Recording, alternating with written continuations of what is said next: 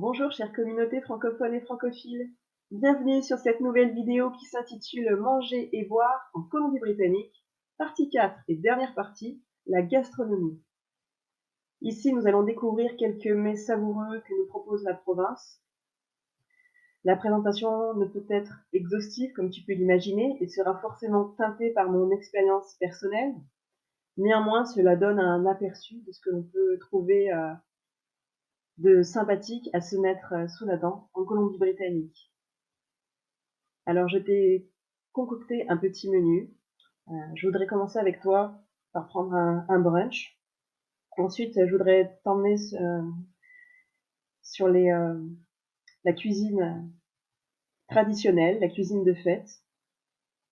Je voudrais aussi qu'on passe par un petit tour du monde parce que la cuisine du monde est importante ici. Bien sûr, pour les plus gourmands, ne vous inquiétez pas, je vous ai prévu des desserts, des gourmandises et un bon paquet, je pense. Et puis, voilà, il va falloir s'hydrater, donc on verra ce qu'on peut boire pour accompagner tout ça. Le brunch. Alors oui, je voudrais vous dire, le brunch, c'est vraiment quelque chose d'important, peut-être dans tout le Canada, en tout cas ici en Colombie-Britannique. Dans de nombreux restaurants, vous avez des formules brunch, souvent le week-end, mais dans d'autres, ça va être tous les jours jusqu'à une certaine heure. Et ces brunchs vont souvent être salés. Et ce qui me fait penser qu'ici, on m'a parlé d'une personne, d'une biochimiste, qui s'appelle Jessie Inchauspé. Elle est française et c'est les gens ici qui m'en ont parlé, donc je voulais vous le partager parce que ça me fait plaisir. Et donc elle a fait des recherches sur le glucose, elle a écrit plusieurs livres, donc dont un qui s'appelle Glucose Goddess. C'est un auteur de best-seller du New York Times. Donc elle a une très grosse influence, une très grosse communauté. Et elle explique en fait comment traiter le glucose dans ses repas au quotidien, donc sans le supprimer, mais simplement par un ordre de combinaison alimentaire malin. Et donc elle et puis bien d'autres voilà, insistent sur l'importance d'avoir un petit déjeuner salé pour éviter les coups de pompe tout au long de la journée, parce que ton petit déjeuner, d'après ce que je comprends, va influencer tout le reste de ta journée. Donc petit déjeuner, donc là, salé. Donc souvent à base d'avocat et puis d'œufs sous toutes leurs formes, et souvent aussi accompagné de French toast. Donc là c'est un exemple et moi c'est ce que j'aime prendre, le mélange avocat et œufs. Ensuite les gaufres aussi sont souvent proposés, donc là oui d'accord, hein, c'est sucré, hein. Ça va pas durer longtemps le salé, mais tu peux prendre beaucoup plus de choses. Je vais aller assez vite parce que j'ai beaucoup de choses à dire. Et mais attention, c'est pas n'importe quelle gaufre. Quand tu as vu, il y a une tranche de lard à côté, hein, et c'était lors d'un brunch, et c'était pas une commande séparée, hein, c'était la gaufre avec la tranche de lard, du beurre fondu, du chocolat et du sirop d'érable. Là, toujours pendant un brunch, c'est une gaufre plus sophistiquée avec de la betterave, du fromage de chèvre, de la spiruline, donc c'est une algue, de la courge. Donc là, c'est un petit peu plus gastronomique. Et puis après, tu vas avoir aussi tous les brunchs. Donc là, je vais retourner sur du sucré. Et les brunchs dits healthy, donc bon pour entre guillemets la santé. Là, c'est un gâteau d'avoine pris dans un studio de yoga voilà, qui fait café, food. C'est ce genre de gâteau très consistant que tu retrouves assez souvent dans les offres de restauration. Et puis aussi, tu as ces assiettes, voilà, superfood, voilà, pour démarrer ta journée d'un bon pied. Mais ça reste très sucré avec néanmoins toujours un mélange d'avocat, de graines de chia sur les deux images. des céréales, des fruits. Voilà ce que je voulais te dire sur le brunch. Je continue. Alors sur les mets traditionnels. Alors je vais faire ça dans l'ordre chronologique. Bon, tu verras, ça va être assez rapide. Je voudrais qu'on voie un petit peu ensemble quels sont les plats de fête qu'on peut partager ici.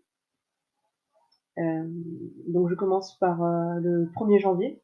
Là, c'était un repas pris pour le jour de l'an, suite à une commémoration avec les communautés autochtones.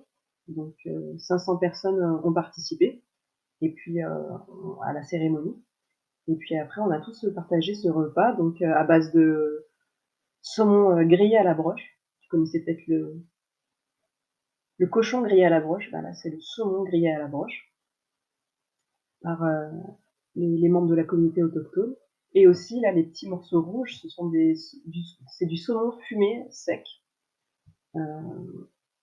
qui ressemble peut-être à un peu comme un jambon cru salé, mais avec plus de, j'ai envie de dire, beaucoup plus de parfum. Et c'était très très bon. Et on aurait pu aussi accompagner ce mets autochtone d'un pain bannique en français, c'est le bannock bread, qui est un pain voilà, issu de la gastronomie autochtone. Donc c'est un pain qui est frit dans du gras de porc, mais je crois qu'à la base, il était plutôt frit dans du gras de porc képique.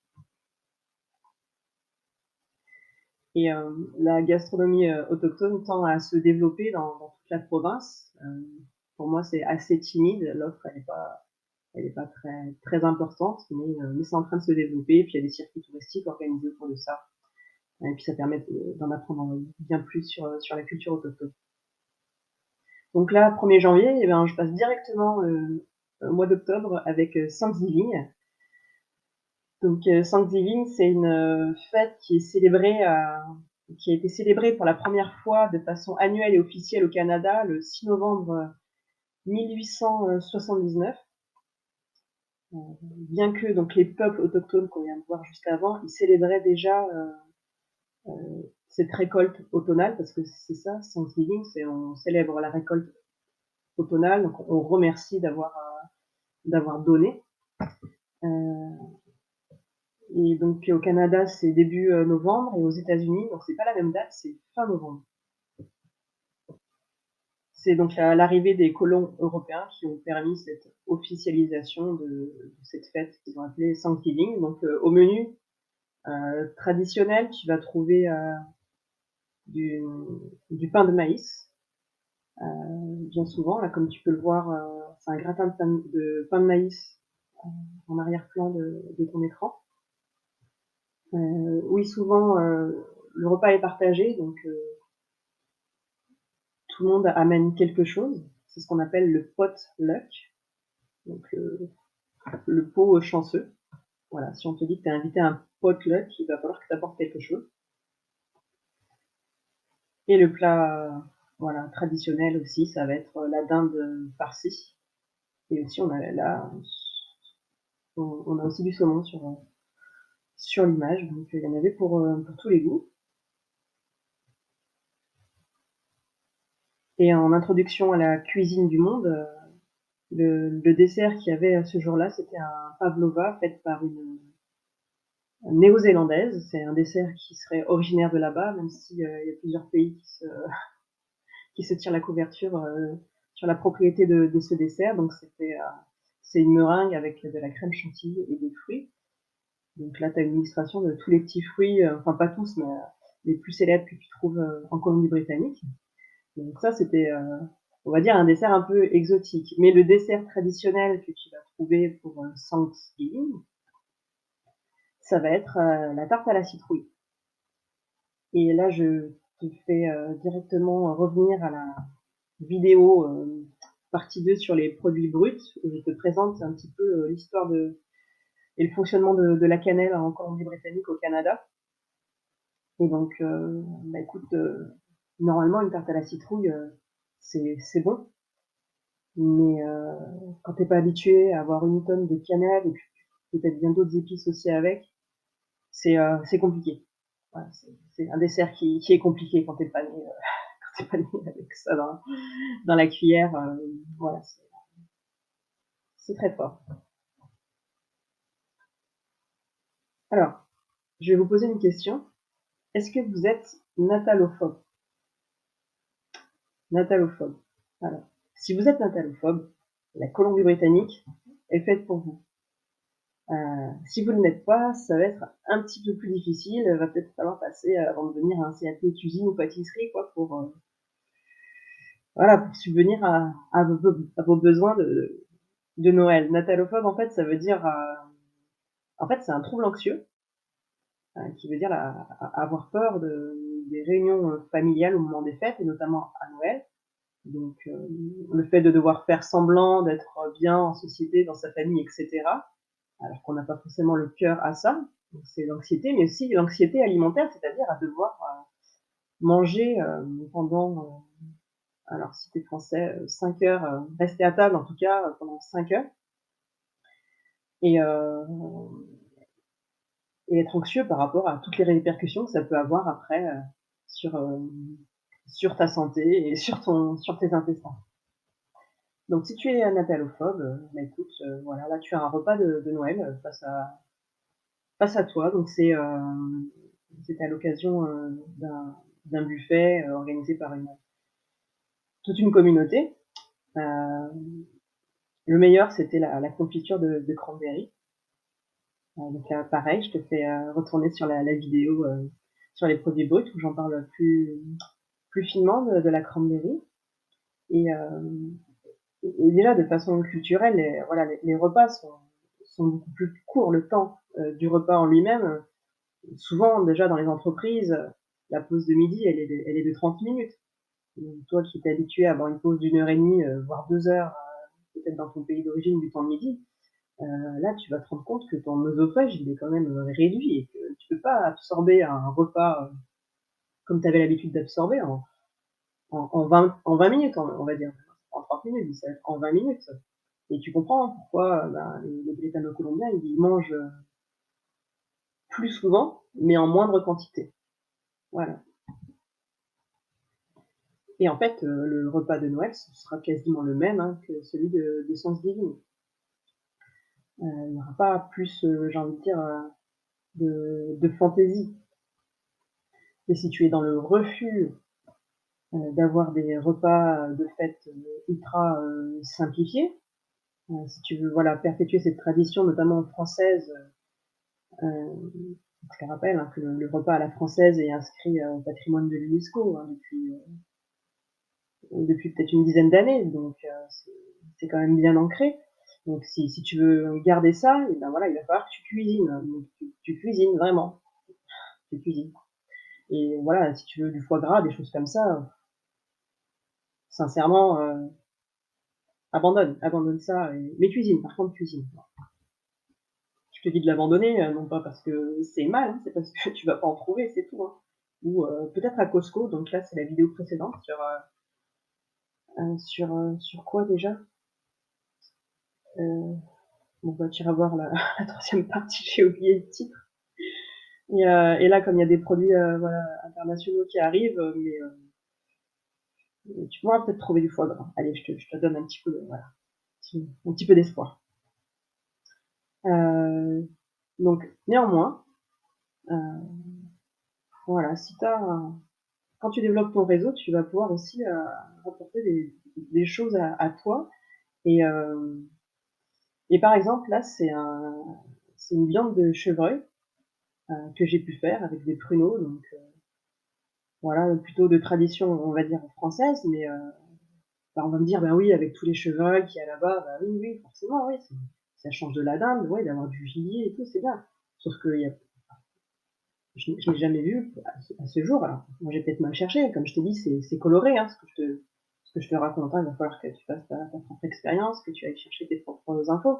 Mais, mais le gibier, par exemple, que tu vois dans les supermarchés en Europe pour les fêtes de Noël, ne serait-ce que le sanglier, enfin, moi, j'ai rien vu de tel ici. Alors, comment j'ai eu cette viande de chevreuil? Donc on dit venison en anglais. Donc si tu cherches un prénom pour un petit garçon, je trouve que c'est très joli, Venison. Par contre, ça veut dire viande de chevreuil. Ça veut pas dire chevreuil, parce que chevreuil c'est le der. Ça veut dire viande de chevreuil. Bon, je referme la parenthèse. Et bien en fait, c'est la même personne qui m'a autorisé à aller cueillir les fruits sur le site de sa ferme, qui voilà, de fil en aiguille, m'explique qu'il chasse dans les Rocheuses, donc en Alberta, et, euh, et que ça lui fait trop de viande, et il m'a proposé de la viande pour les fêtes de Noël. Donc bah, voilà, j'ai accepté, et du coup j'ai amené ce plat donc, chez des amis anglo-canadiens qui étaient vraiment surpris en me demandant mais comment j'ai fait pour obtenir cette viande. Parce que si t'es pas chasseur, en gros, tu n'y as pas accès. Donc voilà, j'avais un réseau plus développé que des personnes qui habitaient là depuis 20 ans. Donc ça m'a fait sourire en fait. Voilà. Et quand tu as envie aussi de quelque chose, et ben voilà, tu te donnes aussi les moyens pour l'avoir.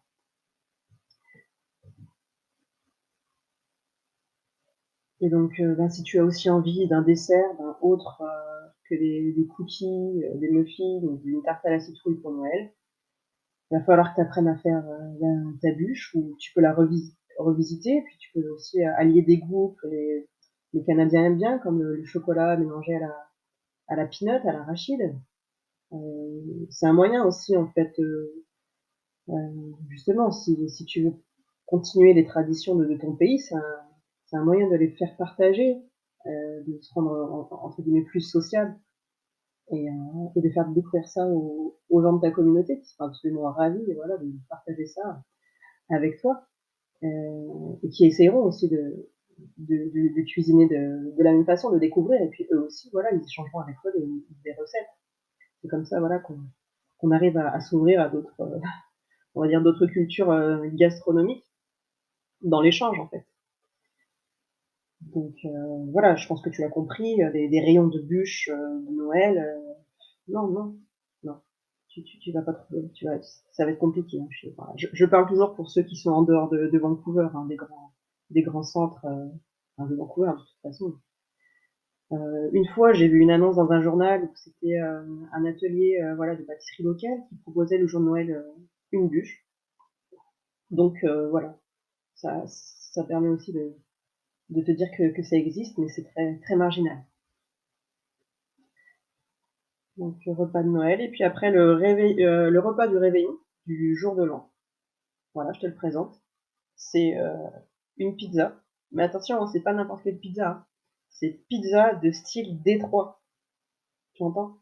Donc c'est une pizza qui est cuite dans un moule rectangulaire avec des bords hauts, avec une croûte épaisse, croustillante et moelleuse. Donc garnie de mozzarella, de fromage, et elle a ce côté un peu caramélisé là contre le plat rectangulaire. Et la pizza là que tu vois, elle est faite avec des produits bio et locaux dans une brasserie. Mais du coup, qu'est-ce qu'on peut tirer de ces cuisines, de ces plats de fête qui sont quand même sensiblement différents hein, d'un pays à l'autre? De toute façon, même les fêtes vont être différentes aussi. Euh, c'est d'essayer de voir toujours le côté positif des choses. Euh, les repas vont être ici beaucoup plus courts, beaucoup plus condensés. Mais du coup, à côté de ça, qu'est-ce qu'ils font les Britanno-Colombiens pour leur 1er janvier, leur repas de Noël? Et, enfin, ils ont toujours des activités, ils sont beaucoup dans l'action, et ça va vraiment être une journée de fête, en fait. Très, très célébrée, mais par l'activité, et moins par la nourriture. C'est pour ça que le 1er janvier, tu auras 500 personnes sur une fête autochtone, tu auras tout le monde dans les lacs, la polar bear, donc swim, voilà, la plongée du 1er janvier. Voilà, ce sera plutôt ce mode-là qui sera favorisé. Et donc dans les, on va dire, plats de fête que je n'ai pas présentés parce qu'ils n'existent pas ici, ils ne sont pas célébrés, ici, donc tu n'auras pas de galette des rois. Voilà, c'est pas la tradition. Tu peux en trouver encore une fois à Vancouver, mais voilà, si t'as pas ton CAP pâtisserie, c'est compliqué de faire une vraie galette des rois. Hein. Tu te rends compte que c'est un vrai métier.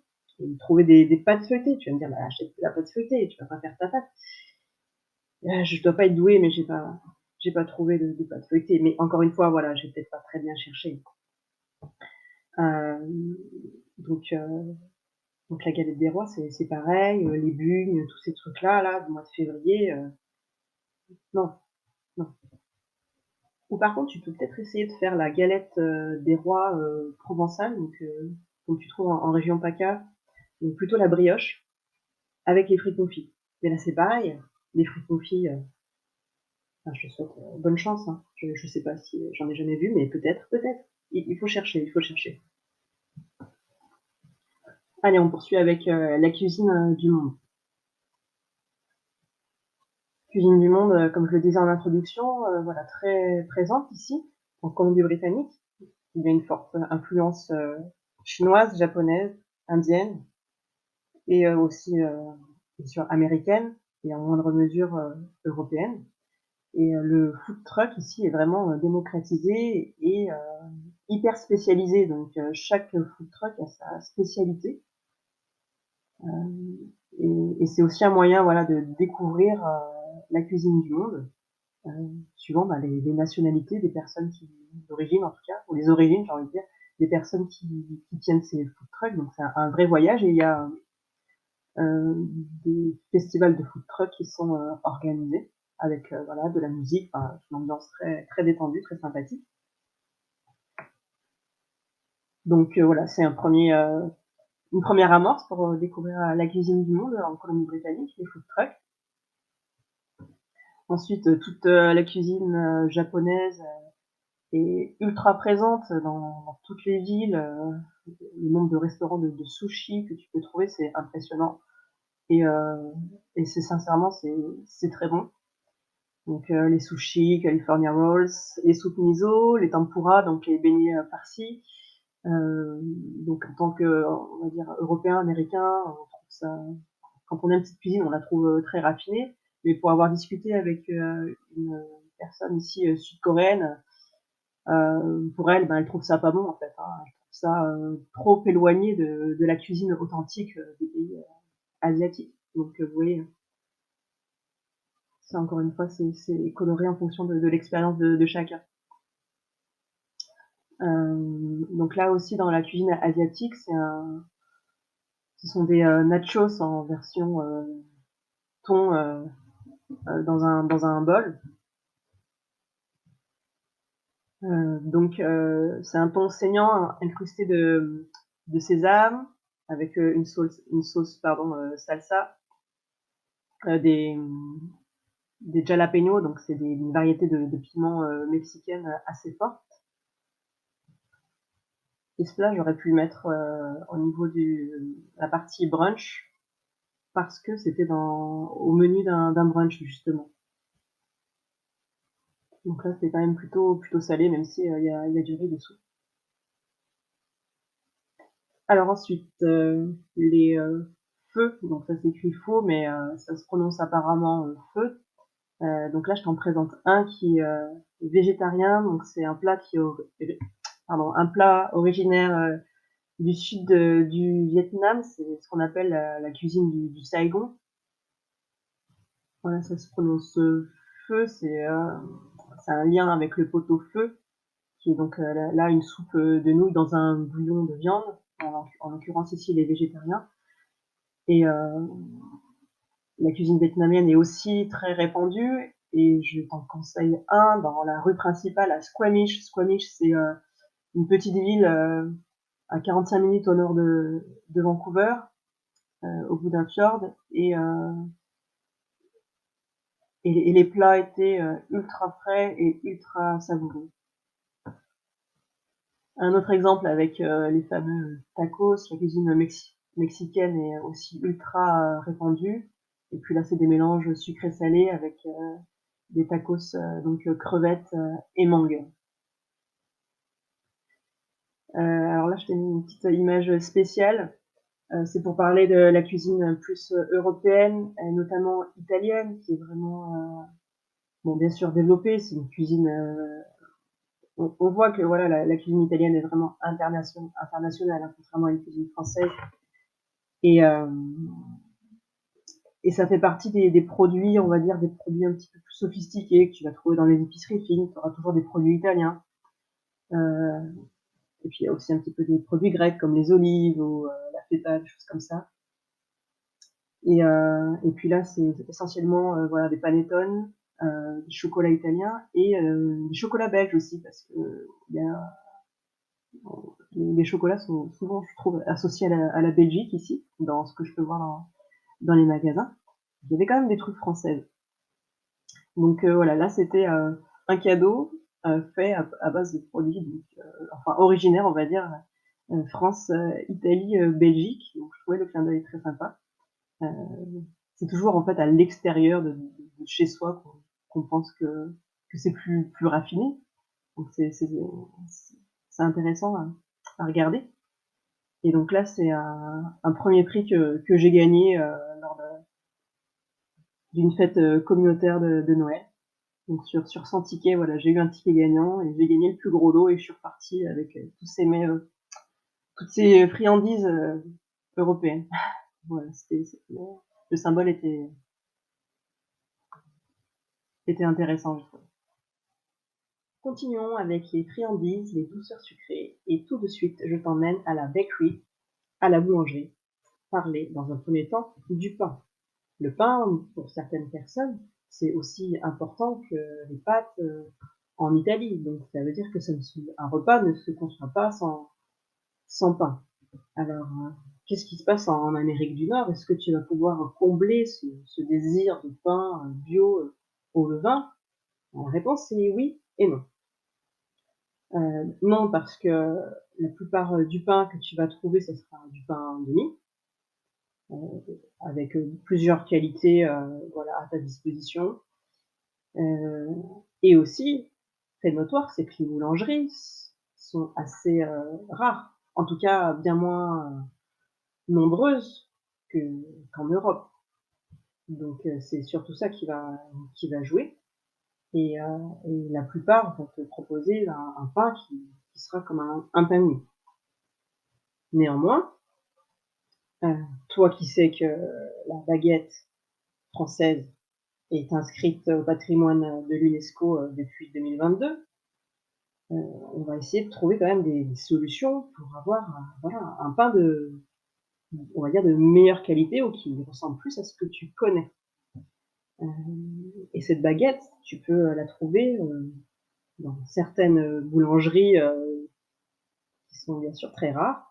Je sais qu'il y en a une à North Vancouver qui propose cette baguette. Et comme je le disais précédemment, c'est un boulanger canadien qui est allé se former en France, qui a ramené cette technique voilà, de la baguette.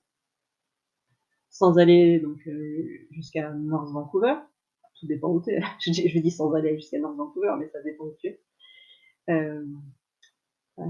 Moi, je connais une très bonne boulangerie où ils cultivent leur blé de façon biologique. Ils transforment ce blé en farine. Ils font leur propre pain et leur propre pâtisserie. Donc, vous avez un pain tel que tu peux le voir sur ton écran, euh, qui est bio, et qui est au levain naturel et qui respecte toutes les techniques, voilà, les traditionnelles d'un pain qu'on peut le connaître en Europe, par exemple. Et puis dans ce genre voilà, de boulangerie, ils vont faire bien sûr des pains spécialisés aux céréales, au seigle, comme tu le connais voilà, certainement dans ton pays. Donc voilà, mais ça reste voilà, assez rare. Assez rare, mais je pense que ça ne fait que se développer. C'est plutôt la bonne nouvelle. Et puis maintenant, on va voir ce qu'on trouve comme dessert à la fois dans la restauration et dans ces fameuses boulangeries. Un dessert ultra connu en Amérique du Nord, c'est le cheesecake. Donc voilà, ça, on reste dans cette tradition du cheesecake sous toutes ses formes. Moi, j'ai pas voilà, d'autres choses à dire là-dessus. C'est un dessert qui est hyper courant, mais après, voilà, je suis pas une experte, donc voilà, j'en dirai pas plus. Il y a le cake à la carotte, le carrot cake, donc richement assaisonné de zeste d'orange, de noix de muscade, de cannelle et de gingembre moulu. Vraiment, on peut en déguster des très très bons. C'est hyper savoureux. Enfin, c'est les meilleurs que j'ai mangés. C'est en Amérique du Nord, c'est sûr.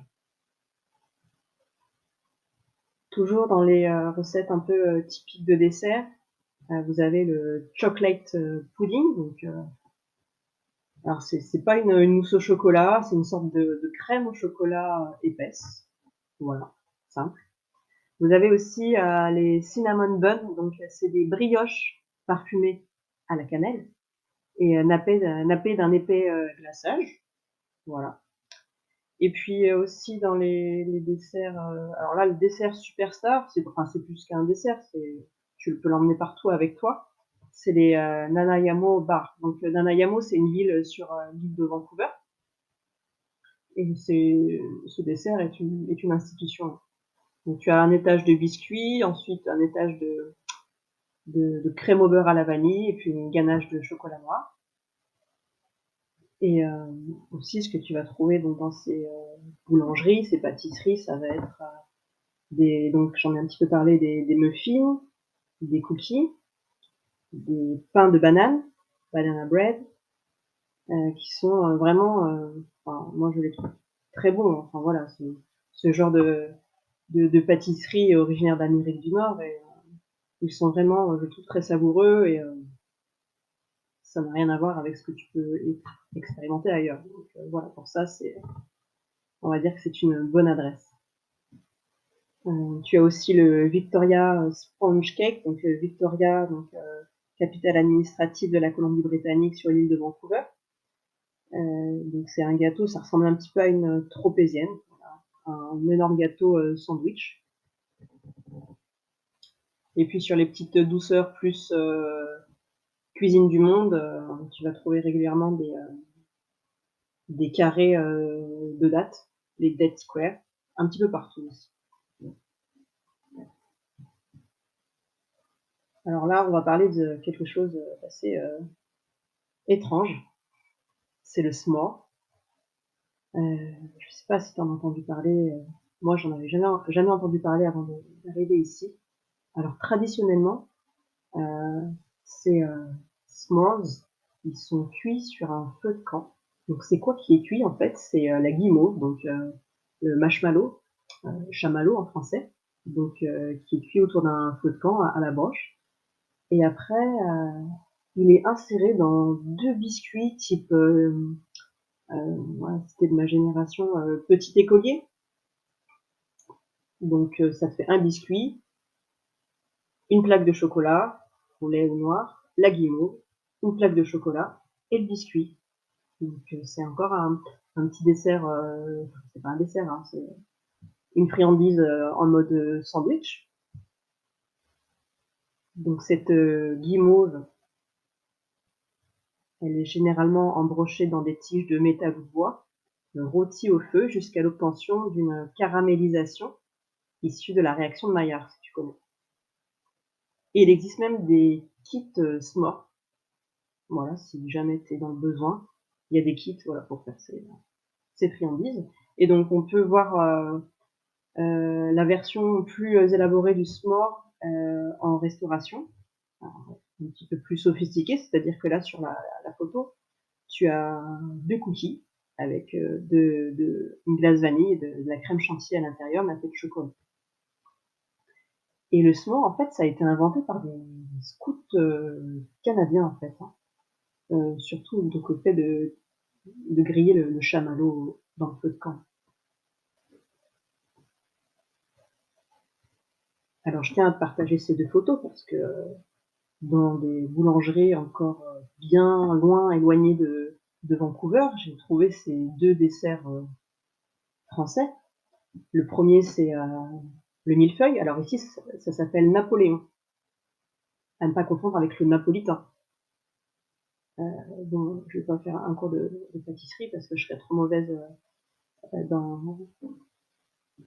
dans l'histoire de ces pâtisseries. Mais en tout cas, voilà, ça ressemble à un millefeuille. Ils appellent ça Napoléon ici. Et puis j'étais subjuguée en voyant une tarte au citron meringuée qui avait quasiment le même goût que ce que j'ai pu connaître en Europe. Et voilà, c'est mon dessert préféré, donc vraiment j'étais ravie. Voilà. Et puis je te présente à la fin un must. Donc oui, bon, c'est des glaces. Oui, c'est des glaces artisanales. Mais est-ce que tu as vu là que le cône, le cornet, euh, il est fait maison. C'est une gaufre qui a été roulée et c'est fait sous tes yeux.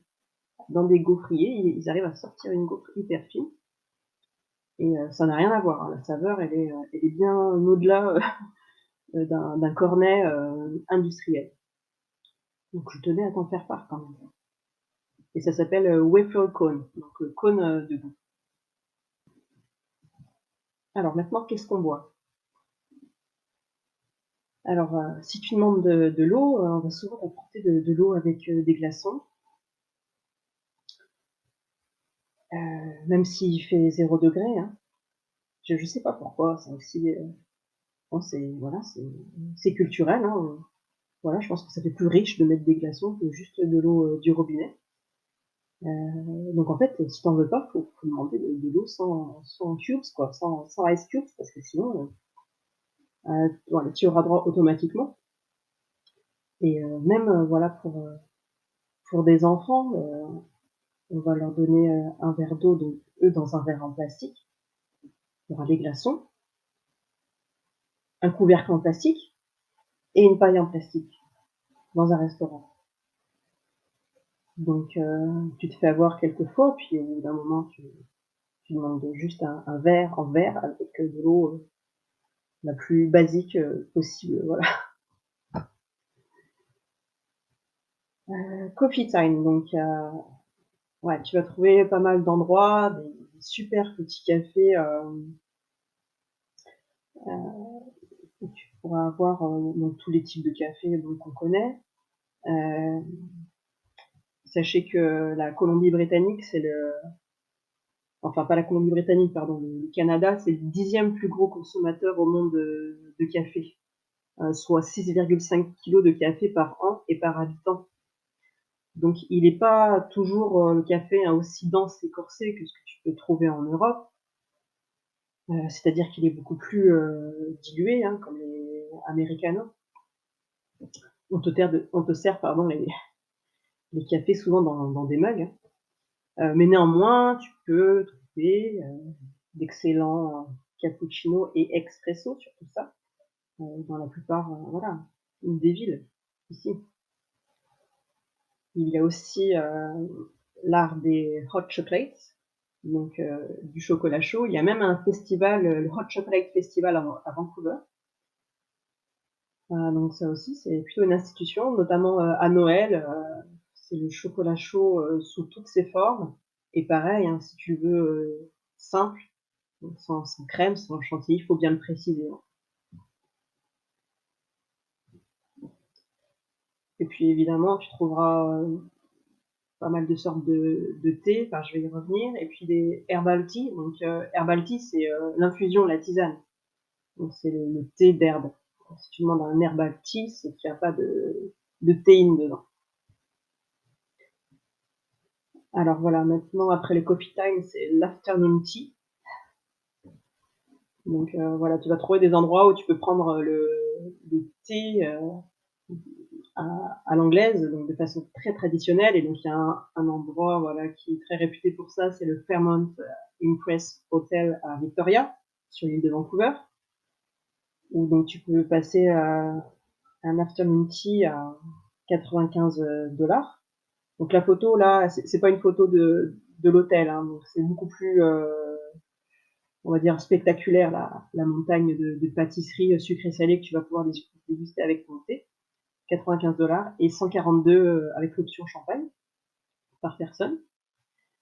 Néanmoins, voilà, si t'as pas le budget et que t'es pas sur l'île de Vancouver, tu peux aussi trouver dans les centres-villes de certaines petites villes, notamment à Abbotsford. Dans le centre-ville, tu as le Tracy Jake's Bakery café. Et ils font aussi ces pyramides de pâtisserie sucré-salé, donc à la mode de Victoria, et bien moins cher. Voilà. Ensuite, une boisson qui est vraiment démocratisée ici, c'est le kombucha, donc bien plus démocratisé que le kéfir. Donc pour ceux qui ne connaissent pas, c'est une boisson fermentée, légèrement acide. Donc c'est une culture de bactéries et de levures que l'on plonge dans une solution sucrée à base de thé, souvent du thé noir. Et c'est une boisson qui est en pleine expansion. Donc j'ai pu lire que le marché mondial du kombucha, il sera 5 fois plus important dans 6 ans. Et ici, on le trouve sous toutes les formes, sous plein de parfums différents, et notamment, un que je te recommande, c'est celui à la blueberry ou à la cerise. Continuons avec les vins de la Colombie-Britannique. Je vais refaire une petite parenthèse sur les réglementations sur l'alcool en Colombie-Britannique, car je n'ai pas eu le temps de bien développer dans la première vidéo sur les réglementations alimentaires. Alors, la vente d'alcool dans la province est autorisée que dans les magasins certifiés par le gouvernement, tels que les liquor stores. Sa consommation est également réglementée, ce qui veut dire qu'en dehors des espaces privés, l'alcool ne peut être consommé que dans des lieux et commerces détenteurs d'une licence, ce qui veut dire que la consommation d'alcool dans la rue, sur la plage ou dans les parcs est interdite en Colombie-Britannique. C'est un détail qui est nécessaire de préciser et qu'on peut vite oublier face à la décontraction générale des Britanno-Colombiens. Revenons au vin et à la région vinicole de la vallée de Okanagan, qui est la deuxième en importance au Canada, après celle de la péninsule du Niagara. Donc la vallée regroupe une quarantaine de producteurs, de vignerons, donc ce qui représente 85% de la production provinciale de vin. La région, elle offre une occasion de découvrir des vignobles plutôt originaux, dont les vins sont régulièrement primés. Et je terminerai cette présentation sur la gastronomie en présentant les bières déjà artisanales de la Colombie-Britannique, qui rassemblent environ 200 brasseries qui représentent 4500 emplois. Sur le site internet bccraftbeer.com, tu trouveras cette carte interactive qui te présente tous les brasseurs artisanaux de la région. Enfin, je t'ai mis un exemple d'une brasserie dans la vallée du Fraser. Je crois que c'était une bière au bleuet, à la blueberry. Et aussi, il est important de rappeler qu'il y a également des brasseries nationales, industrielles. Et je peux citer celle de Molson, qui est implantée donc dans tout le Canada et aussi en Colombie-Britannique. Elle a été fondée, cette brasserie, à Montréal, donc en 1786. C'est la brasserie qui est la brasserie Molson, c'est la deuxième plus ancienne entreprise du Canada après la compagnie de la baie d'Hudson. Et voilà, j'ai terminé avec ma présentation colorée sur la gastronomie en Colombie-Britannique et j'espère que ça vous a ouvert l'appétit et je vous dis à très bientôt pour de nouveaux contenus. Bye!